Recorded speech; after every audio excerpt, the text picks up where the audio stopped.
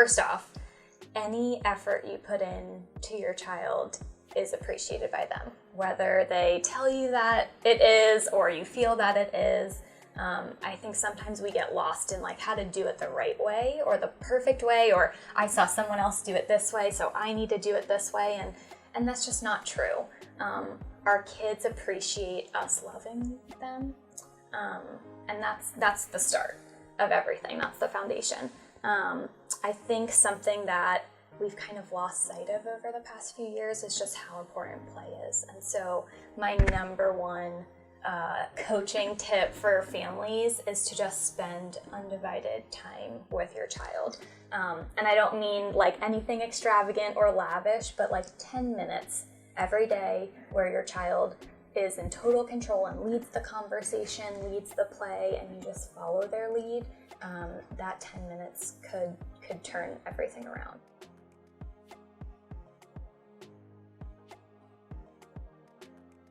Really knowing that when your kid is,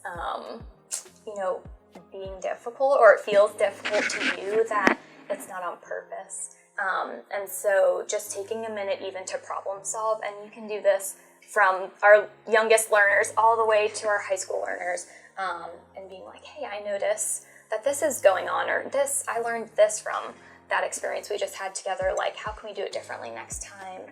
How can I be, the best parent I can be? What are tools and strategies you can use in this scenario? I think we do a lot of that here, and families can really do that at home, is just having some of those restorative conversations about how to make the family as fun and the best that it can be.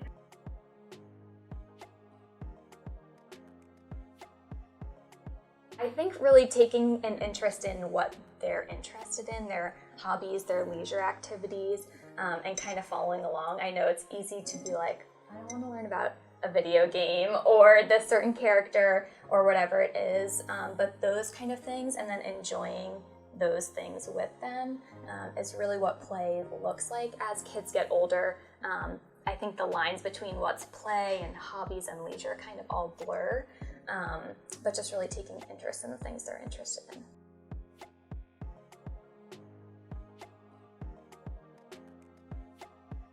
I know a lot of our families do like a family conversation or thing like that once a week or something like that. So there's a way to have that actual structure that every week, on Sundays before the school and the work week gets started, we're gonna kind of just check in and see how the week went, or on Fridays, like an end of the week reflection. So you can kind of create that within your family structure. But then I would say there's also those moments where you need to have individual conversations with the different parties of the house, depending on who's struggling with what, and then have the whole group together, and always have those spaces that each individual family member can go to when they're feeling stressed. Not everyone wants to hang out in the same room all the time when they're stressed. They maybe need a spot in their bedroom or a calming corner like in your family room that has some of those tools and strategies you've been practicing on hand, and really just have that ability to like enter the conversation and have a conversation that's not judgmental. It's just like, here's what it is, here's what each of these people of our family are noticing, here's what we could do differently, and just really be able to see each other. That can help just really create that common ground to make some different steps forward maybe in the future.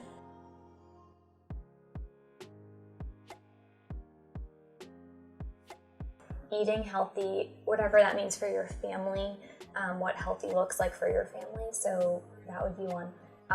Getting outside would be two. Exercising in a way that feels comfortable to you. I think we also sometimes think exercise has to be running or lifting weights or something, but those walks that you're taking as a family, or hiking, or just doing some yoga in your house, in your living room, all of that type of exercise is going to be really helpful. I know I mentioned earlier, but the sleep routines are immense. We all need quality sleep in order to be our best selves when we wake up the next morning and go to school or go to work. So having those routines around, what does bedtime routine look like? How do you quiet down for bed? What are the steps your kids have to take to get ready for bed?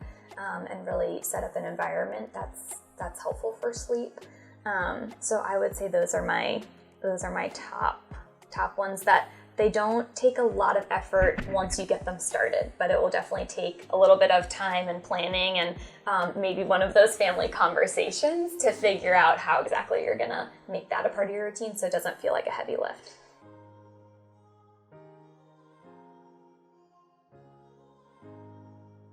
I think something we have tried really hard to do here at school is to understand that a student's perception is their reality. So even if it may not be grounded in what's actually happening or factual information, what they're perceiving is really what their reality is. So really validating their experience or their emotions first off, and then using some of those tools and strategies. So our teachers are so well versed in building up their classroom toolbox. So a lot of strategies we use are deep breathing, mindfulness type activities, so getting outside as much as possible, walking around outside in nature. I know here I'm at the elementary school right now and the intermediate, and so when it's nice weather, the kids go out and read outside, have extra recess on the playground, things like that. And then I think just having like quiet time. We don't have a lot of quiet time, especially without technology, so just having some of that quiet time without screens in front of us can be really, really helpful. All of the different mindfulness strategies are one of the most well-researched kind of basis for guiding how we're creating our toolbox here, as far as decreasing signs of anxiety, depression, and just stress in general. We're all feeling stress all the times, and it's just kind of the level that your stress is at and how well you can manage it. So that's why we use a lot of kind of mindfulness strategies. And then as far as screen time, there's definitely a lot of evidence to kind of point us in the direction that, yes, there are benefits to using technology and understanding technology, but there's also a lot of benefits to just quieting the mind and knowing that what you see on a screen isn't what you would see in reality, all of the different movement and colors and graphics and things like that. And so especially as we think about the developing brain, the brain really takes its time to understand what is reality and what is not. And so helping our students to really see those differences and just take some time to quiet the mind, and that's going to help you feel more rested, less stressed, more engaged and focused. So I think we find ourselves in a really distracted world right now. And so just taking time to intentionally be away from screens can be really helpful.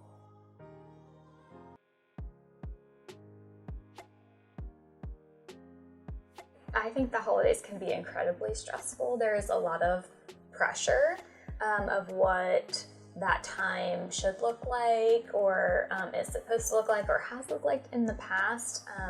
I think one of those things to decrease the pressure is just to keep your routine as regular as possible. We know that children, but really everyone, thrive on structure and routine.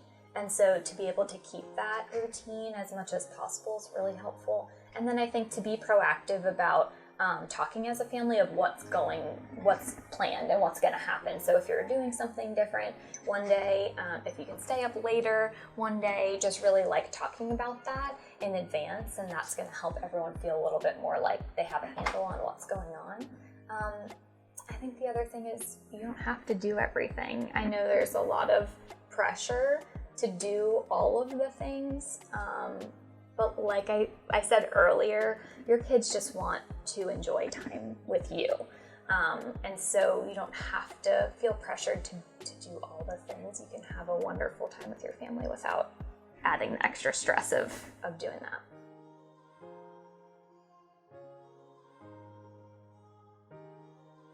Always listen to your gut. Your gut has this amazing direct connection to your brain. So always listen to your gut for sure. If something doesn't feel right, whether it feels like it's a big change or just something that's a little bit off, the prevention and wellness team is really here to support families as well. So we're here every day with our boots on the ground in the schools, but we're here as a community resource as well. So we're happy for you to reach out to the team member that's at your child's building or its school counselor or an administrator to help get you connected to resources, or even just, I have a lot of phone calls with families that I just listen and provide, feedback if they want feedback, or just a listening ear. Sometimes you just need that.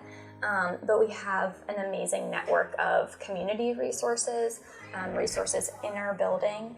So we still have our partnership with Cincinnati Children's for school-based therapy, as well as medication management.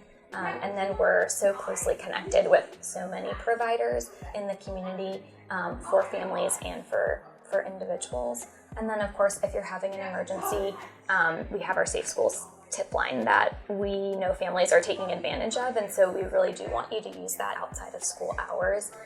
We're extremely responsive to getting back with families and connecting you when you need it.